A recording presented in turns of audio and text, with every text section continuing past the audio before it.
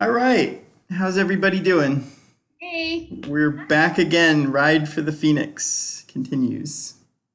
And how is it continuing on your end, Tommy? Well, it in spirit. No, we don't So, know.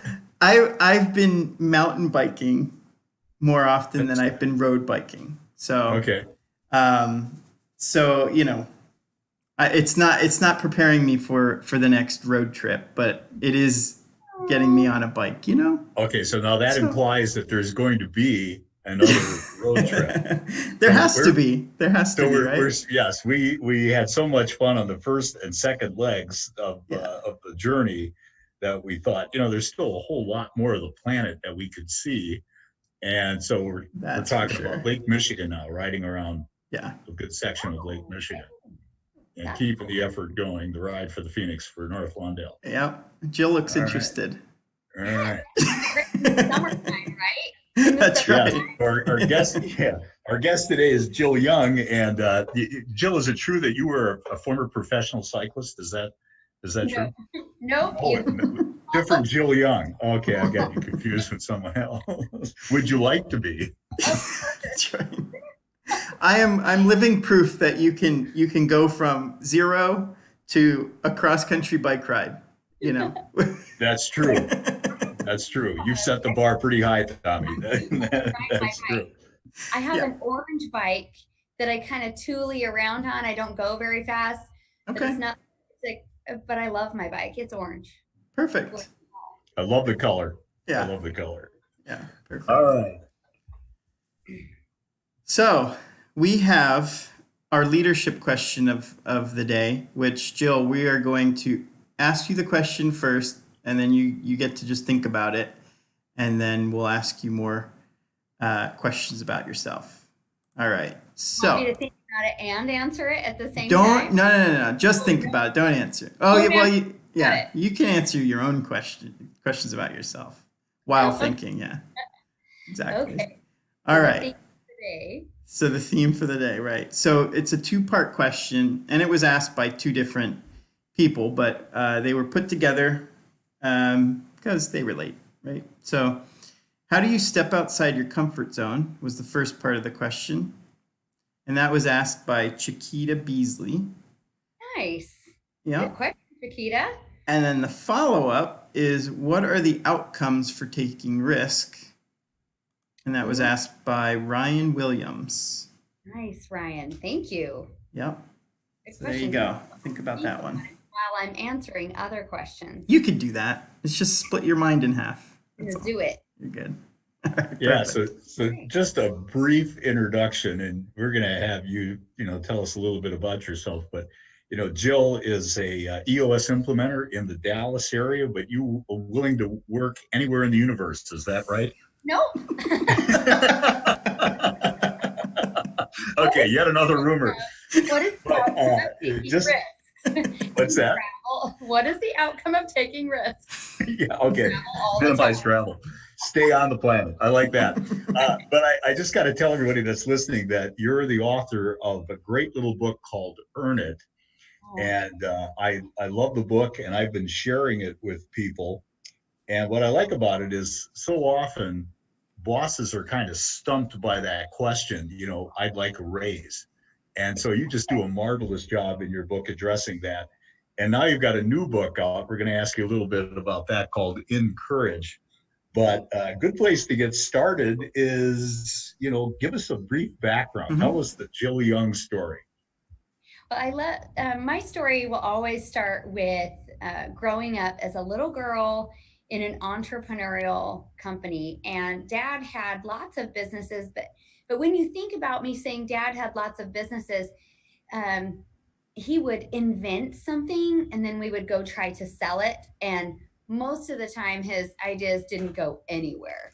So when I say he had multiple businesses, I don't want you to think about he owned all of this real estate and all of these big companies. We had little tiny companies, but the bigger one that we had was a child care center. And Mhm. eventually we had four child care centers, so that was great. But I just loved growing up that way. Some people Renee and Tommy, they'll say, okay, how did you get to be so successful? It must be your degrees, or it must be all of your experience. I say, you know what? Really, it started when I was 8 years old. My parents taught me how to work really hard. I was always willing to try things. I would jump right in and offer my opinion when it wasn't even asked for. There you go. Maybe on that I'll bet that worked out well for you. comfort zone just a little bit. So I will always start with, if you want to know about me, you want to know about how I grew up. And it was just lots of hard work and a family that surrounded me with, I was alone a lot, but I kind of look at it as they surrounded me with a lot of freedom. So sometimes I could look back on my life and say, maybe I didn't have a ton of opportunities to be in clubs. Part of a little bit of my story is I gave up the lead role in a musical my senior year because I went to work. I went to work in family businesses, and I just won't ever look at that like, oh, I had to give that up on that. No, I look at it as, wow, I got a head start on my professional career. So, Yeah. there were opportunities I passed up on because I wanted to be at the family business. Yeah. That's really just kind of the nuts and bolts. And then, there's a couple of degrees in there, and I know, North Lawndale is really passionate about getting the kiddos to college. And college, you just got to go, and you just got to keep putting one foot in front of the other. Kind of taught me how to grow up and make choices on my own. So I have a couple of degrees. One of them that I'm most proud of is my master's degree. I went to University of Phoenix. So I worked all day in a family business, and I went to school at night. So there's no excuses. You can work full time and go to school full time. You can do it all. Sure. Yeah. Very cool. What are you working on now? What are you working on now? You've always got something in the hopper. I know that. What are you working on now? I do have something in the hopper. So I just shared this with the team that I worked with today. I said, my business best over the last quarter is I published a book. It launched. It's like, it's out there. Yeah. But you know what, Renee, when you ask me what I'm working on now, I kind of want to write another book. You're going to write another book? I kind of do really want to write another book. It's once one baby is born, one book is published, I'm looking like, what is next? Because I just love to think about stuff and research stuff and then put it into a book for everybody. So let me ask it differently. What are you interested in? What are you exploring as you're thinking about what you want to work on? Yeah, there's two ideas, and they're not even half baked, Renee. So it's not even. Well, this is good because Tommy's listening. Tommy's really good at making half baked ideas. You're the cute half baked ideas. This is great. This is actually great for the topic, because one idea is very cerebral. It's very cerebral, and it's about it's just about how we think. And when I look at it, when I kind of mind map it, I think, like, this would be super interesting for me to read. But does anyone read that? And both of my books, Encourage and Earn It, have been very action oriented, and I'm a big believer in brief solutions that are simple. I mean, you guys know we're EOS implementers. Simple, actionable, and both of the books have been that way. This cerebral topic, I'm like, what kind of action can people take from that? And so it's not really feeling like me. But on the other hand, would it be stepping outside of my comfort zone? That could be. There we go. And if I don't write the book this year, I might write it next year. The other one is just a very, it would match the Earn It and Encourage series. It's another book full of actionable steps about really how to live your core values. Because I get these questions all the time, and that's really how I write it, when I keep getting questions over and over again. And I've just seen so many great things happen with living your core values. And I thought, wouldn't that be cool if Don't you dare steal my idea now. Kept me writing that down. Hold on, say that one again. It's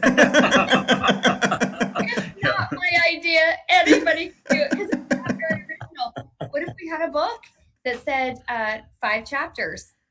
Living your core values. Hire, fire, review, reward, recognize. Boom. I mean, it just might be a really nice resource for companies running on EOS. So, Yeah, and sure. maybe 4 more other books, but oh dear. Keep going. Yeah. I shouldn't have even spoke it because now I really want to do it, but that's kind of, it's been on my mind. I have to decide by October 13th because that's when Traction First has their annual session. And you guys know that's when we plan for 2020. My team will be expecting me to say either we are or are not writing a book this year. There you go. All right, interesting. For asking Okay. Yeah. So it's a labor of love. I can tell you that. So this is all about education, and tell us a little bit about your educational experience. You said a little bit already, but go a little deeper on that. I mean, Sure. the value that you got from. So learning. I am going to go back so much. Go back. You said I'm going to kind of start at the end a little bit. Love the University of Phoenix. And one of the reasons I really loved it is because it was all experiential. So our teachers actually worked in the fields that they taught in. So they brought us in real world experience. So I loved that. My college experience, what I really gained from that is I learned really how to organize myself. I learned how to, I'm going to call it, take care of myself educationally. My parents, like, God bless their hearts, they just went, okay, you go to college. And then I went to college and I didn't have guidance. So they didn't say, hey, are you taking the right classes? I didn't even think to go to a counselor. It was back in the days where you grabbed a booklet. It was like on newsprint, a booklet. And it said, if you want a psychology degree, you have to take all of these classes. So I remember having this booklet in this educational, I took charge of my education. I would look at this booklet and every quarter go, okay, what do I need to take next? I became very confident in asking for what I needed. And I think going into college, from high school especially, you're either going to learn this the hard way or you can learn it from me today.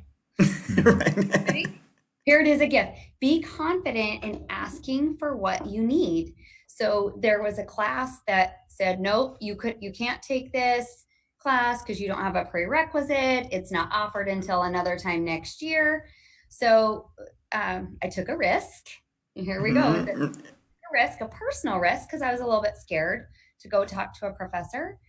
And I walked in and I said, I know I shouldn't be able to take this class. I really want to. It's going to help me graduate. I think I'm ready for it. I've had this experience. I've had these grades. I just kind of laid out my case.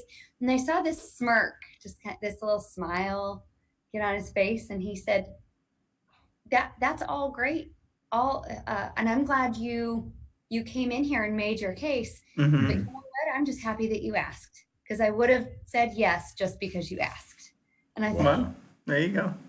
You know, what happens when you take a risk? Sometimes you get everything you want just by asking.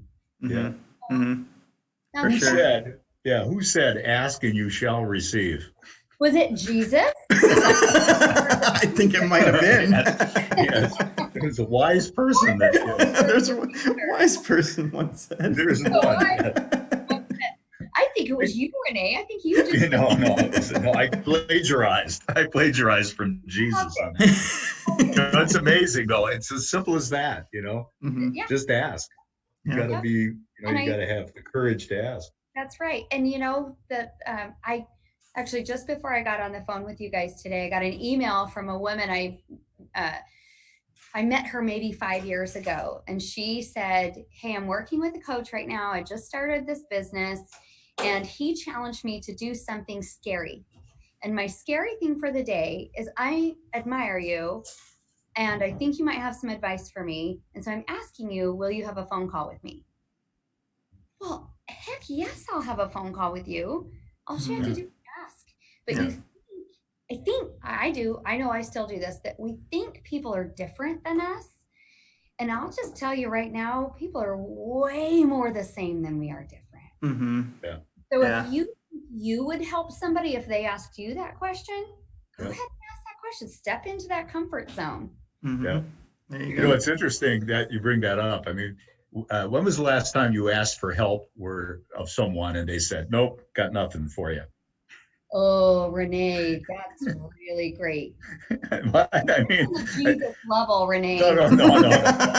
I have never had anyone say, "No, sorry, I've got nothing for you. I just Mhm. can't do it. So Won't do now, it." Renee, do you want me to add some science to it, to that phrase? Absolutely. So, well, my husband would call it pseudoscience because I got a psychology degree and he's not watching. He's Jill fine. science. Jill science. Okay. So one of the jobs that I had early on in my career was I was a career counselor. And one of the things we learned to teach the people who are looking for jobs is that human beings, because we are human, not the way we were raised, not the education we have, not how skinny or fat we are, human beings cannot turn down a request for help. It hurts us. It hurts us at our cellular level for someone to say, will you please help me? And so if you will phrase your question that way, and I even say, hey, Renee, can you help me out? Could you give me $1,000? It would be really hard for you to say no, Renee.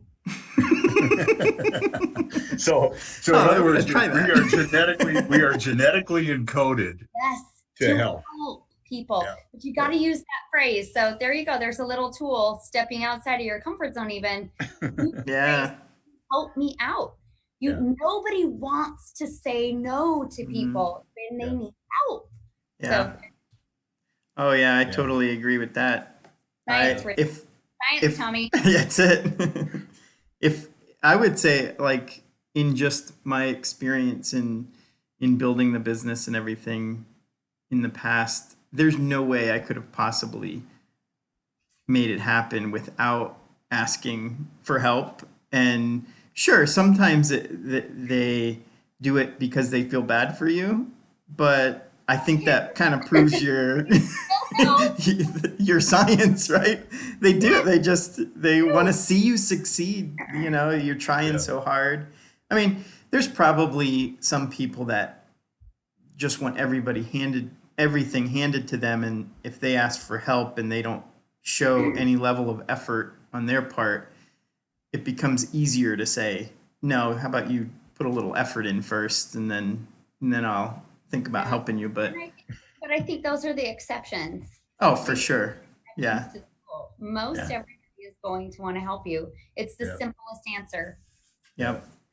Which gets you to another truth, and that is, I think you obtain wealth to the degree of how many people you've helped. Ooh. You want to be prosperous and wealthy and have a successful life. I think that's in direct proportion to how many people you help. Yeah. So help as many as you can. It'll come back to you a million different ways. That again is Jesus level. Yeah. WWRD. So let's see. It's our friend Zig Ziglar who says, how does he say? The more if you can just help a whole bunch of people, you'll always get what you want. Oh, something now I'm like that. Yeah. But Renee said it, so. No. So I heard Peter Diamandis said, hey, if you want to be a billionaire, all you got to do is help a billion people. Yeah. So it's like, hey, that works. Pay you $1. Nice. That's it. Yeah. All right. So we've got another question for you. Are you ready for this one? All right. All right. This will get a little focus here. What's the most valuable lesson that you've learned in your life? It's the most, if you just had to say, hey, this is all right. what I learned. This is a lesson, and I've already talked about it a little bit, but you know the power of repetition, right? Mhm. And it's a lesson that I think you can only learn by doing. And it's the lesson of hard work. That when you just keep working at it, things will work out. Sometimes they don't work out exactly the way you want them to, but it's you just keep taking one step, putting one step in front of the other. And you can know this. I see you guys nodding your head. Yeah. Seasoned, experienced people, when I talk to young people about this, they go, "Oh yes, hard work," and they shake their head like, "I agree with you in principle. I can see how this would be true." Yeah. But until, guys, and help me out. Do you believe this too? Until you've really worked and then you've been rewarded, even little rewards like, "Yes, this is working." That's when you really learn the lesson of hard work. It's like, Oh, oh, absolutely. Yeah. I get it now. It's like a lesson to learn through experience. So Yeah. with the books that I write, with building my EOS practice, even early on, I was so stubborn that anytime somebody told me I couldn't do anything, that's when I automatically wanted to do it. Sure. I'm trying to let that little girl go right now because now people have Okay. figured out. So Oh, I've got a tip for you, Jill. Don't write another book. Just dang it, don't. Renee. I'm trying to. I don't even think she has it in her. Yeah, I don't think you have it in you. That is it. I gotta go. I gotta go. I gotta get started. I did that all the time when people would say, "Oh, you can't do that because you're a girl," or "You can't do that because you have blonde hair," or "You can't do that because your family's not smart enough," or "You didn't come from the right neighborhood." Sure. All of that. Oh yeah, you want to watch me? Mm-hmm. There you go. And Yep. Yeah. you want to do it. Yep. Yeah. This is so interesting. There's just been a common thread through all of the people that we've had on our program. When you say, Tommy, you're absolutely. Everybody is, yeah, and there's of course the education and that background and everything in terms of going to college or not going to college, but the one thing that everybody puts more weight in and value on is the hard work portion of it. Yeah, just sticking to it. So many different ways. Sticking to it. Yeah. This is not a shameless plug for my own book because I make like 40 cents a book at this point. I'm gonna grab it real quick. Go for it. So this is another tip for everyone. If you want to get rich, don't write a book. It's a really good cerebral exercise. Do it, right? And it's good to help people of it.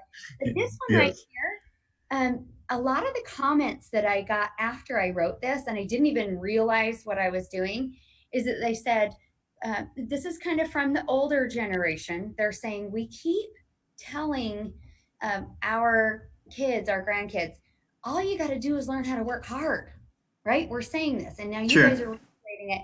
And they say, Jill, what you've done is you've put into words and a structure what it looks like to work hard. Like what? Because a lot of them were saying, well, I don't even know what that means. What do you like? Tell me what work hard looks like. Just I'm here 8 hours a day. Like, is that what, I show up to class, but I just sit there. I don't take notes. No, that's not working hard. Just showing up isn't working hard. So really the book was that's great. Of what we all are saying is hard work. So there you go. Perfect. Yeah. That's a good. It's only like $7 or something on Amazon. Oh, that's totally worth it. Thank you, Tommy. Yeah, I might even buy one. I might have one on my shelf here too. So Jason Smith is watching, and he sent me a book today, and I opened it, and then my clients walked in, so I haven't even been able to look at it. Jason, thank you for sending me a book. He said he always has some good comments. So he said, you don't really know what hard work is until you've done more than you thought you could. Oh, dang it, Jason. Add that to the Jesus list because Yeah. I know. Going up. It's going up. Oh boy. so true. Wisdom from the great Jason Smith. Here we go. You just blew my mind. Yeah. I love that. But that's so true, right? You guys Yeah. go on your bike ride and you're like, Yeah. how in the world could we go 50 miles today? Right. We went 40 miles yesterday and we were so tired. But then you did it and you're like, oh, Huh. I could do that. Yeah. Oh, exactly. You just that is great. you'll amaze yourself. There's days where I'll have 5 sessions in a row. I know you guys have done this before too. And it's Thursday night, I'm going to bed. I'm like, I don't know how I can do another one. But you get up and you drink some caffeine. Caffeine's good for you, by the way. Oh, thank you. Yeah. Oh, absolutely. It's high in antioxidants. So. That's not when it's infused in 6 Mountain Dews a day, right? No, you don't want it in Mountain Dew. You want good old black coffee. Okay, great. Tip of the day. On that subject, I found out, just from,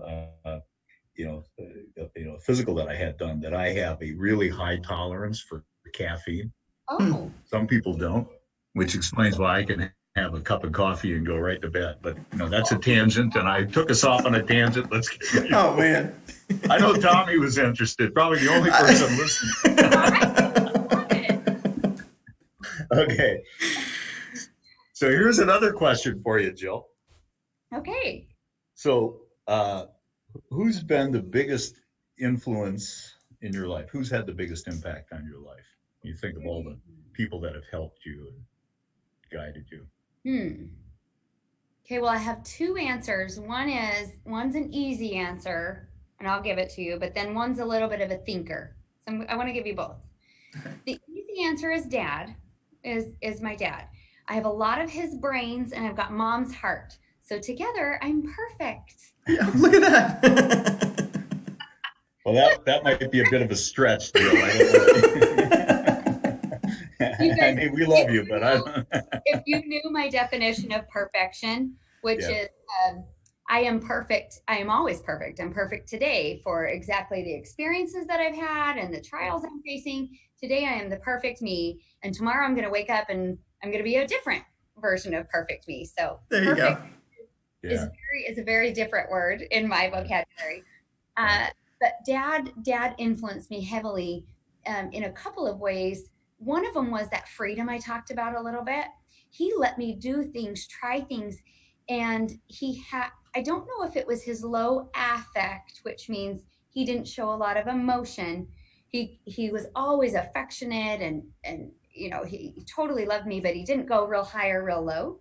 So I don't know if it was that or if it was truly like he was raising me to be his genius, but he gave me a ton of freedom without judgment. Yeah. Judgment. And so now I just feel totally free to say, I think this, or I want to do this, or, oh my gosh, I made this horrible, crazy mistake. And I don't feel like the world is going to judge me. Yeah. So I love Dad for that. Now, the second person that's had the most influence on my life, it's deep, but I'm going to say these random encounters I have with random people. And I'm going to kind of put it as a collective. I love to learn from everyone. My thought is everyone a teacher. And so if I will sit, if I sit on a subway next to somebody and I have a conversation, or my latest is I love my Uber drivers. Bye, Stephanie. Yeah. Stephanie's been working in the background. You didn't even see her. Oh, look at. So just these random moments that are just these beautiful gifts from the universe or God or somewhere where I've been thinking about something and then somebody says something next to me on a flight. I'm like, yes, what I hear. So it's almost like I'm just surrounded by all of these beautiful teachers. And I just find that fact totally amazing about humanity. So there's a notable quote. Everyone's a teacher. Everyone's a teacher. Everyone's a teacher. Everyone's got a story. That's it. When you look for it, it's there. If you just dismiss it, it's not, it doesn't exist Yeah. to you. Yeah. But I look at every single human being and it's like, what can I learn from you? Mhm. As a bonus, well, hello again, Stephanie. As a bonus, they will tell me, oh my gosh, I learned so much from you. And I wasn't even really trying to be the teacher. I was trying to suck information. Right. Yeah. By asking good questions. There you Yes, go. Yeah. lots of good Yeah. questions. Yeah. Yeah. It's interesting, All right. just the Uber driver statement. There's probably a book in there somewhere too. Just all the Uber driver stories. Yeah. I like to talk to them as well, and there's just they're just so interesting. Well, sometimes I love to get their perspective because Mhm. there are days where I feel isolated, meaning all I talk to are leadership teams of Mhm. entrepreneurial companies, and that's where I'm getting all of my perspective. And so to talk to somebody who is in between jobs, who Mhm. used to be working as an auto mechanic and is now looking to go back to school. Yeah. Like I don't get to talk to people who are having these rich experiences all the time. So it's nice to just ask them questions and then just Mhm. really absorb their perspective. I think it helps me be a better coach. Yeah. That's awesome. I don't doubt it. Everyone a teacher. There you go. Cool. All right. So I think we're ready to more directly answer the question that that Chiquita Beasley and Ryan Williams asked. Yeah. Okay. Okay, so would you do me a favor and ask me the question exactly as they wrote it? Because Yep. sometimes little twists of words that I catch on to, and I just want to really be able to hear it again. Okay. So I'm gonna read it exactly how they wrote it. So Thank you. from Chiquita Beasley, it was, how do you step outside your comfort zone? Okay, so what? And I remember this from when we talked about this question maybe a month or so ago, and we didn't have Wi-Fi. Mm-hmm. I love the way she phrased that, Chiquita. If you're watching, nice work, by the way. And I don't know if you did it on purpose or not, but I'm going to go with how you asked the question. She said, "How do you step out of your comfort zone?" Mm-hmm.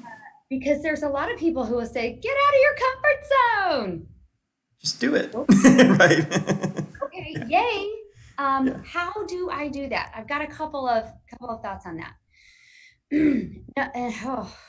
And I'm going to try to be really direct, but I'm a coach, so I'd really like to ask her more questions of where that came from. But the first one is a principle of whenever you ask somebody or even ask yourself, how do I do that? First, go back to, why do I want to do this? Mm-hmm. There's a phrase that one of my coaches uses. His name is Steve Chandler, and he says, when the want to is strong enough, the how to just comes to you. Mm-hmm. We've got so much. We've got Google, you've got friends, counselors, you've got Tommy and Renee, you have me, you have Facebook to figure out how to do anything. Mm-hmm. So if you're asking yourself, how do I apply for college? How do I go talk to this professor? How do I go get a job? How do I ask for a raise? First, ask yourself why. Why do I really want to? And when you really feel that power in you, the how to is going to be really easy. Mm-hmm. Now, that was a lame answer. But it was good, but it is not what she wanted to know. So here is some how to. I've even got some. So first ask yourself why you really want to, because here's the other thing, Chiquita. Sometimes I have all the answers for you and I'll say, oh, this is how you do it. 1, 2, 3, 4, 5. And guess what happens when you try to tell somebody what to do when they go like this? Well, yeah, but, yeah, but. And I'm like, don't you dare yeah, but me if you ask me an ever-loving question. Has anybody noticed now that I have not said one swear word, by the way? Wow. Under control. Look at that. Very nice. I'm using all of my Mormon swear words. They only. No, there's a subject for a new book right there. The best of the best of Mormon swear words. I forgot my Mormon swear words because I use the real ones now. Uh-oh. Okay, here we go. But I do have some how-to for you. Mel Robbins wrote a great book. No, I forgot the name of it. Crap. But here's the tool that she teaches you. Mel Robbins, rocket launch. I can't remember. But she says this is the best thing to do when you're laying there going, oh, how do I get out of bed? Or how do I do this? How do I do this? She says, count down. Go 5, 4, 3, 2, 1, blast off, and just do it. She said, most of the time what's happening, what's keeping us back from just stepping outside of our comfort zone is we talk ourselves into irrational thoughts that things that might happen. But like we talked about earlier on in the podcast, most of the time people want to help. The simplest answer is the easiest answer. Most of the time it's going to go really well to just step outside of your comfort zone. So there's 5, 4, 3, 2, 1, just do it. Don't overthink it and kind of stick with that why. So there's is that the 5-second rule? It's not the 5-second rule. That has to do with Oreos on the floor. That's the same author though, right? Does she call it the 5-second rule? No, there's a book that she wrote called the 5-second rule. Well, then that's it. Like, no, the 5-second rule is when you drop an Oreo, freeze right down, and you don't want to eat it. Well, yeah, that too. So Jill, I have to point this out. You notice all those books behind Tommy? Yeah. He has actually read all of those books. Oh, yeah. That's why he knows this. Yeah. Very well read. I don't know that I believe that. Yeah, I'd listen to him. I counted yesterday in my house. I had 13 books that I'm in the middle of reading. Wow, that's a lot of unfinished reading. Ridiculous. Ridiculous. All right, how is my answer sufficient? How do you step out of your comfort zone? Do you want? No, I mean, I like it. It's your answer. Yeah. I have a question though. If Chiquita wanted to talk to you a little bit more about this, I would love to do that. could we? I would be so honored. You'd love to do that. Okay. So if we put your email address, is that probably the best way for someone to just shoot you an email? Yes. Perfect. Okay. Tommy, can we do that? We can sure do that. Absolutely. Chiquita will be notified of your offer. Okay, very good. Awesome. All right. Yeah. And was there a second question? Yes, there's a second part. Hold on. I just want to read it. All right. So Ryan Williams, what are the outcomes for taking risk? Wow. You know what? I'm going to go with infinity at this point. Sure. Right. What are the outcomes? We don't know. Nobody has a crystal ball. Nope, nobody has a crystal ball. And so when you think this might be a little risky, I do have some tools that I use to help me figure out if this is worth it. The first one that I think about, well, I probably have to add a preface. Is it going to hurt anybody? And let's see, what do I always say to my teenagers? Anybody? Is it illegal? Is it going to hurt someone's person, right? Their body? Okay, yep. Pride. Okay. I learned that from my dad. So that's good. Hurt one of those. The outcome of that risk is probably not. Okay, so right. That's a good thing to ask yourself. Yeah. After that, ask yourself, this thing that I'm about to do or I'm trying to decide. That's a really fun phrase, by the way, trying to decide. Yeah. The thing that I'm trying to decide, is it risky? Asking yourself, is it in alignment with my long-term goals? So if there's a professor that you need to talk to, like I did, taking that class was in alignment with my long-term goals. So I might have been a little bit scared. He could have told me no. He could have been so upset with me that he badmouthed me to other professors. I mean, there's all kinds of things that might happen. But risk and having a good outcome was actually in alignment with my long-term goals. So you never know what the outcome is, but you could ask yourself, is this risk worth it, by lining it up with your long-term goals? Right. That's good. I have one more little tidbit for you on that. Go for it. And then I have a question for you. Okay, good. If you feel it lines up with your long-term goals and you're just nervous, you're just a little bit scared Yeah. to go out and take that risk, it's emotional and you know it's just emotional, it's not rational. That Right. means logical thinking about it with our brain. You're just emotional. Right. You can run yourself through this exercise. It's called a pre-mortem.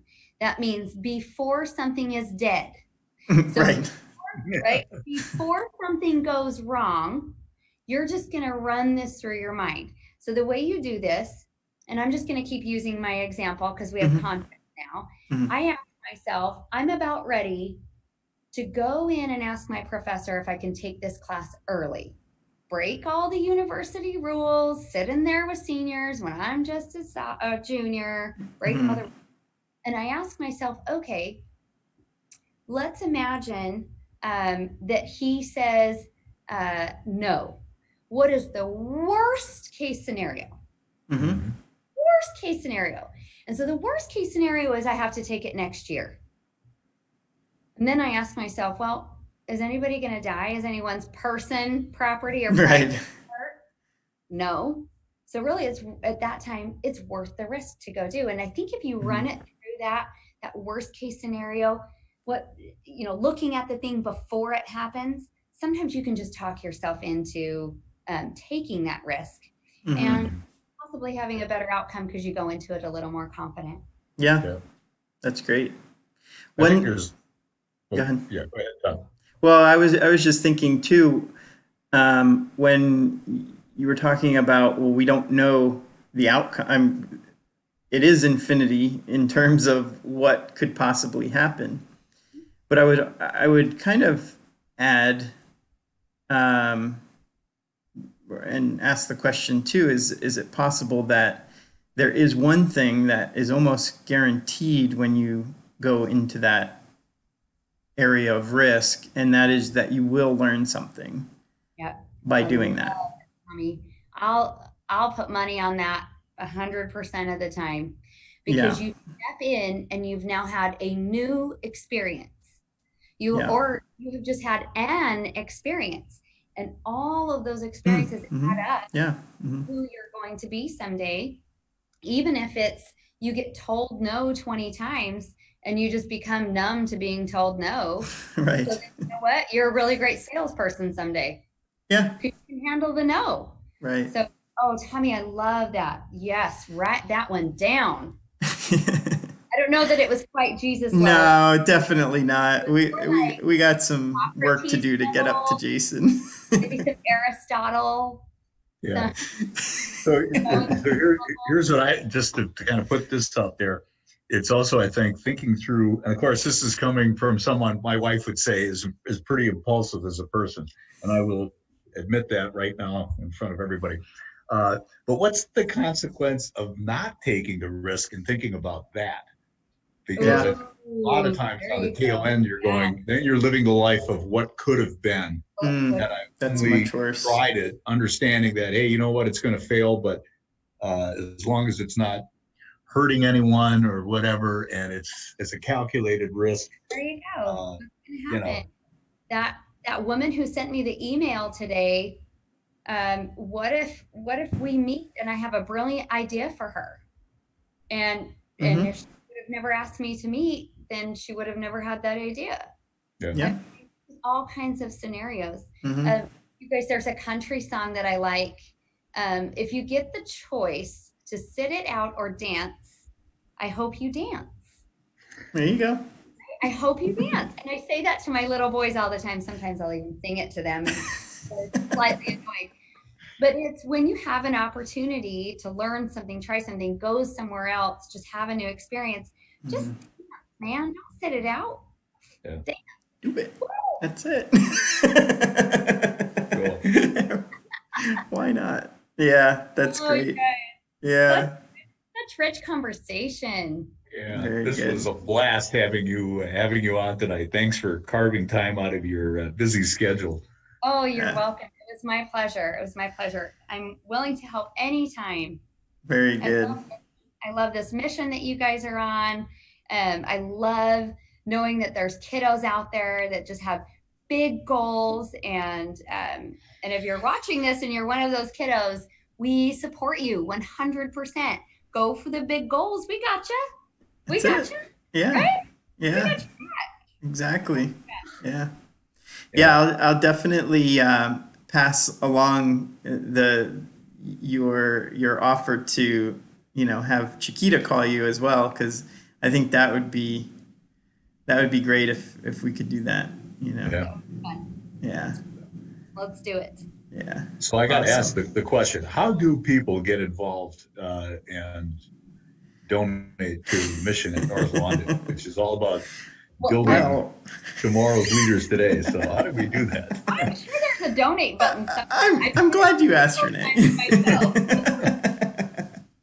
Well, right. as I found out, there is no donate buttons on our Facebook Live. I don't know who I've been given money to then. Yeah, no. Regular posts, absolutely Facebook donate buttons. Yeah, you're good there. But with the lives, I will add a link to Everyday Hero, which is how you'll donate. And I also have that on our website where we're storing all of our recordings and interviews and. Oh no, this is going to be out for everybody. No, there's just 3 of us. No. Oh, we forgot. No, sorry. Oh, by the way, that at the beginning. This was not a closed broadcast, Jill, for God's sake. Oops. Didn't you see that red light in the corner? It said live. Oh, oops. No, so that's how we'll do it. Live. Yeah, live. That's what it. Oh, you thought it meant live. Gotcha. Okay, I could laugh all night long. Okay. All right, good stuff. Well, thanks a lot for all of your help with answering questions and getting to hear your story, and it's been great. Thanks, you guys. It was fun to share. And sharing your wisdom. I always take lots of copious notes, so I just want to. What's that? Renee, you need to write another book with all those notes. I know. Because I like that idea. This is. I'm sure. Really, really good stuff. Yeah. Thanks so much. All right. See you guys later. All right. Thank you. Bye. You're welcome. My pleasure.